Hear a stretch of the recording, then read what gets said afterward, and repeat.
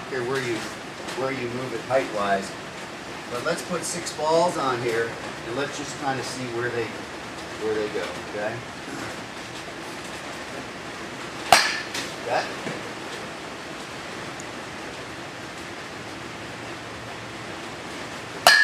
All right.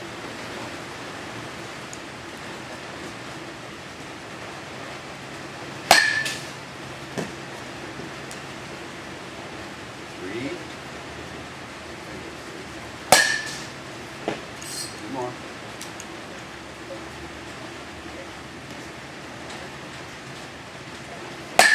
Okay. One more. Good boy.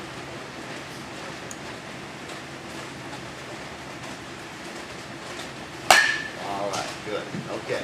Now, if we can kind of remember, we had a good line drive up right there. We had a nice hard one there. We had 1 or 2 in the air. We had that last one was a little line drive, and I think maybe we had a ground ball. But yeah, okay. Now, I'd say that at least four out of the 6 of those swings, okay, the ball went over that way, right? And we're over that way, and the tee is pretty much in the middle of the plate. There's nothing wrong at all with that, because when you put the tee in the middle of the plate, the middle of the field is basically between the shortstop and the second baseman. It doesn't mean that's exactly where that number 12 is. That's kind of impossible for everything to be perfectly in the middle. But the middle is going to be between the shortstop and the second baseman. So all of those hits were pretty much in the correct part of the field, which is good.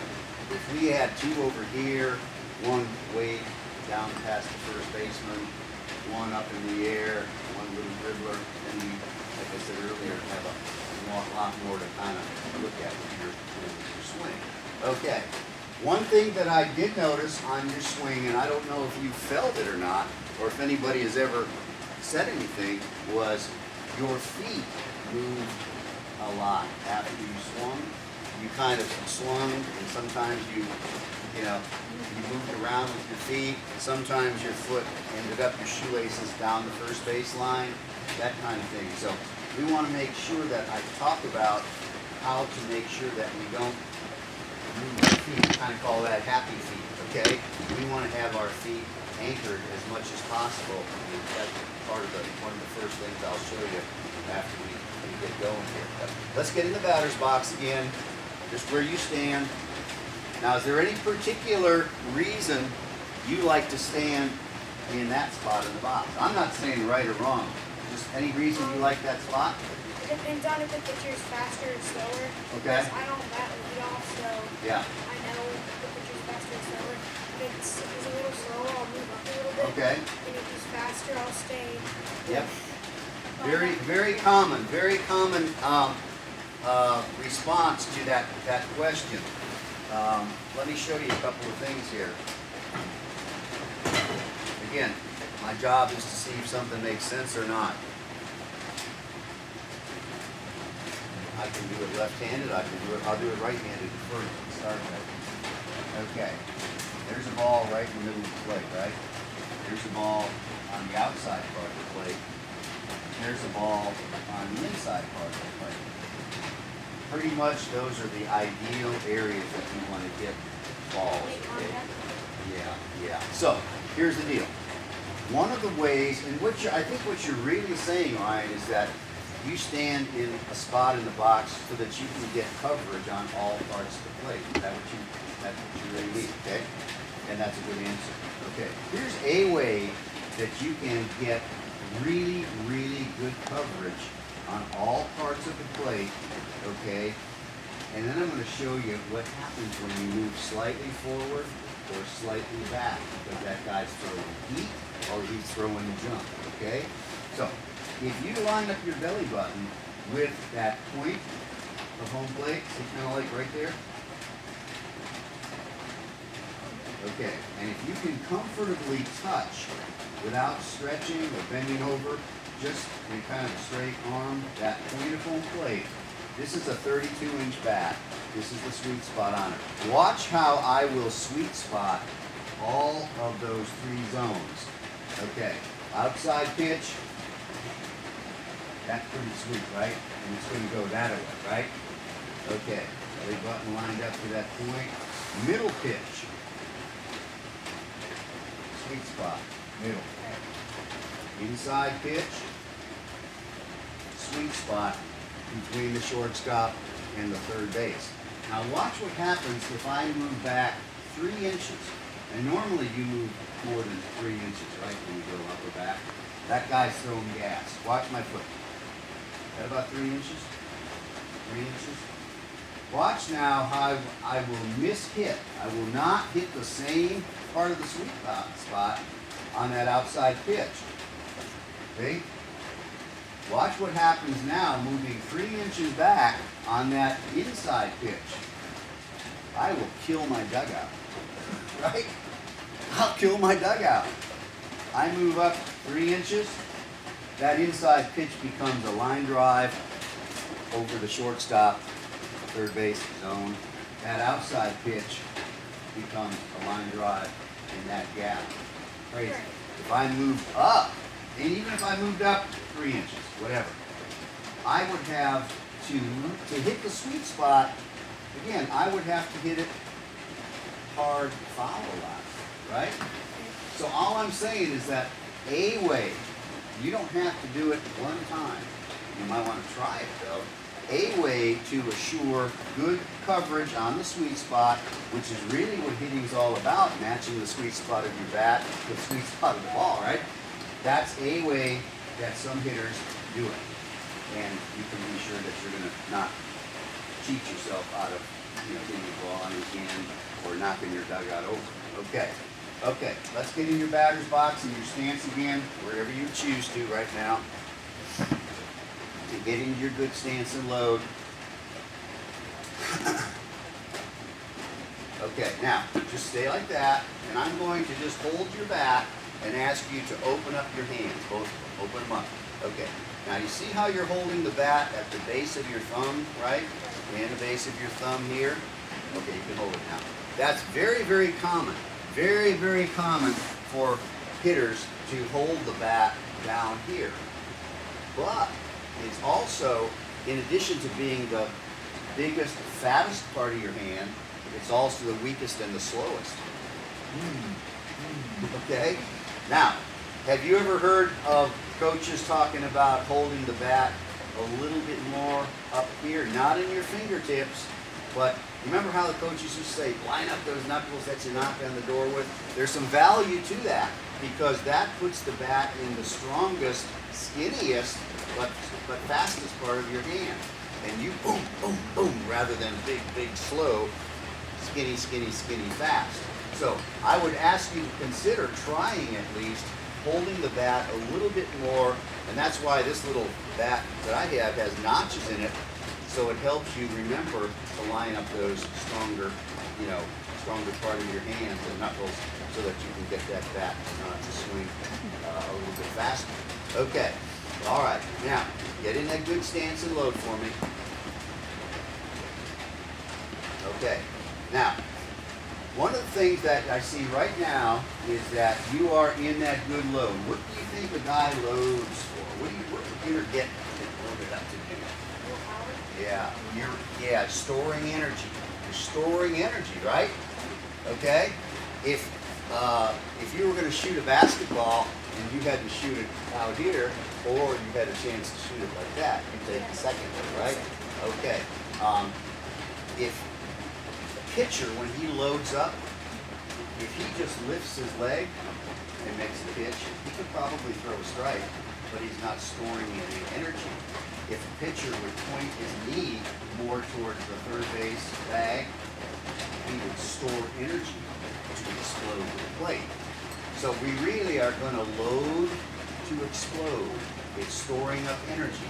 One of the strongest ways that you can do that, get your stance and load for me, is to make sure that your knees, like that knee is inside your foot, right? Okay? That knee is over your foot. We would like that knee to be more like mine. Inside your feet, here and here, okay? when you load and take that back knee over, or some kids even past that foot or those shoelaces, then it's a longer, slower path back toward the baseball where we want to transfer our weight, okay? And you leave a lot of energy if you start here, go all the way back, okay? And all of a sudden, in less than a half a second, have to fire that weight all to this front leg. It's hard not to leave some back here because you don't have time to transfer it all, okay? So if you would just get in your stance and load and get your weight centered on the back of your back leg, but try to keep your back knee not over your foot, but a little bit in on this side of it. Let's see how that would look. Okay, move that one. Yeah, right there. A little more like that. Then that, get a little more flex. Yeah, yeah. Okay, you will transfer and you will be able to turn those shoelaces faster to the pitcher when you make that rotation. Okay, so we want to think of our body as like a 5-floor building. I don't know, did you ever play with Legos or stuff like that? Okay, if you were going to build a little 5-story building with Legos, and you didn't put a couple of beams on the first floor, you could make the second floor and it would hold, right? Third floor, a little wobbly. Fourth and fifth floor would probably not be very strong or fall over. That's exactly the way our body is when we hit and pitch. Your first floor is your feet. Your second floor is your knees, or your knees. Third floor, right in here. Fourth floor. The last floor is your arms. Same thing in hitting or in pitching. The last floor is your arms. That's the last thing that contributes to a throw. Your arms are the last thing that contribute to a swing.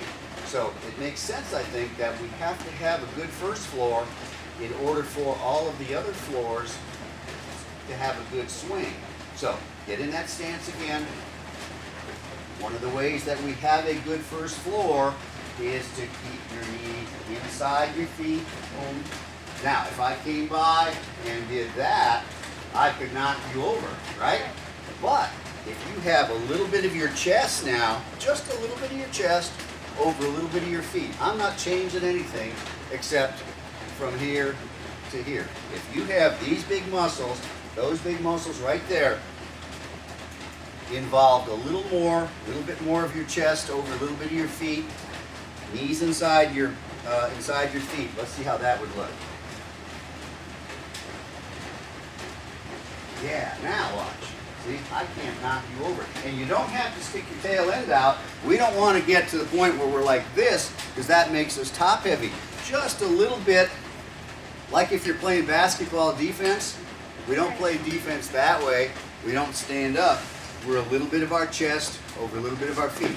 Pitching, we're a little bit of our chest over a little bit of our feet. The same kind of position that we're in right now. So, okay, let's get in that strong first floor position.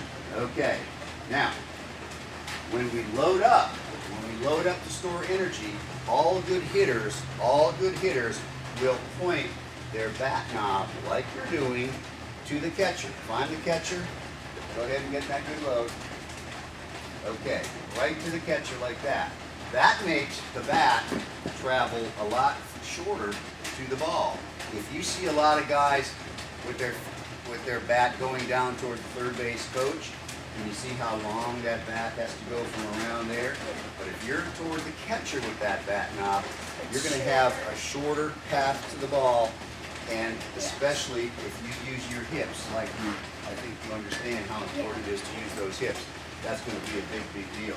Let me put one of these pads down here as the catcher so we can remember to point that bat knob to the catcher. Okay, now I like to use a lot of one-word reminders because there's a whole bunch of information, as you can kind of see, but if I give you some one-word reminders, see if it helps you remember some things.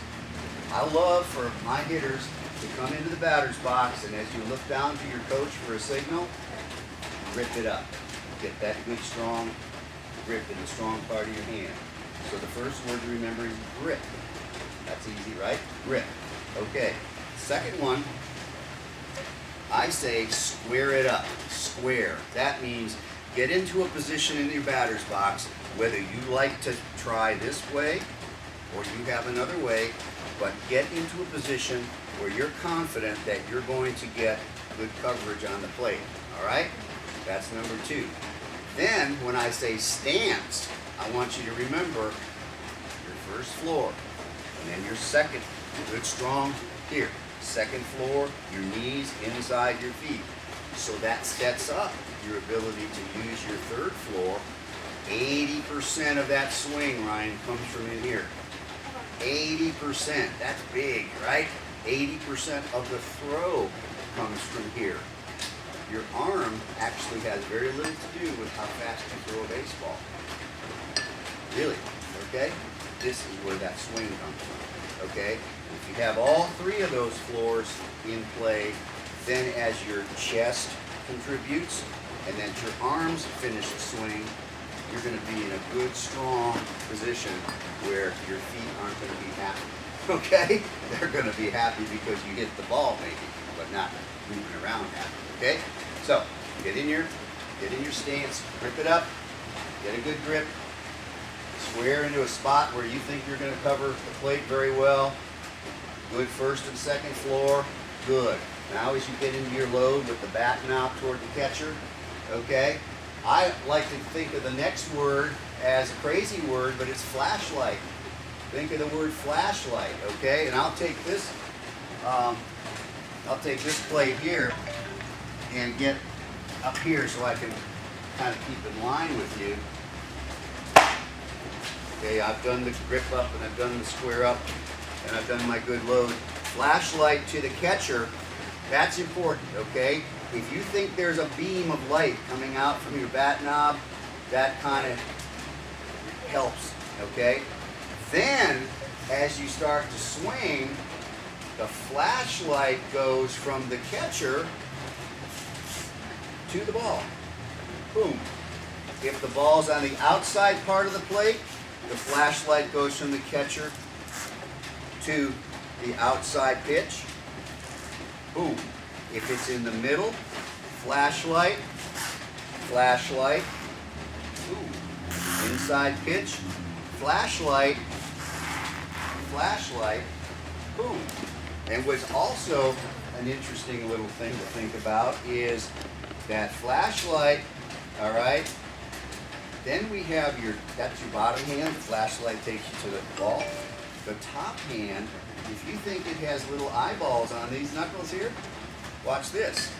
Outside pitch, flashlight, flashlight, bottom hand takes it to the ball. Then watch these eyeballs. They look right at that outside pitch. And you got a shot at hitting that ball. Middle pitch, flashlight, bottom hand takes you to the ball. Boom. Eyeballs look right at that middle pitch. Boom. They look right at that inside pitch. So you have flashlight. The flashlight takes your bat to the ball. The upper hand has eyeballs that look at the ball. Does that make sense to you? And if you do that, you're going to be able to get more of a good, level, strong swing because everybody says palm up, palm down, right? Palm up, palm down. If that flashlight looks right at the ball, look at how my palm is up, my palm is down, no matter the location. Does that make sense there? Okay? So, those are some things starting from our bottom floor up to our top floor, okay? So let's put some balls on the tee again and let's see how we look.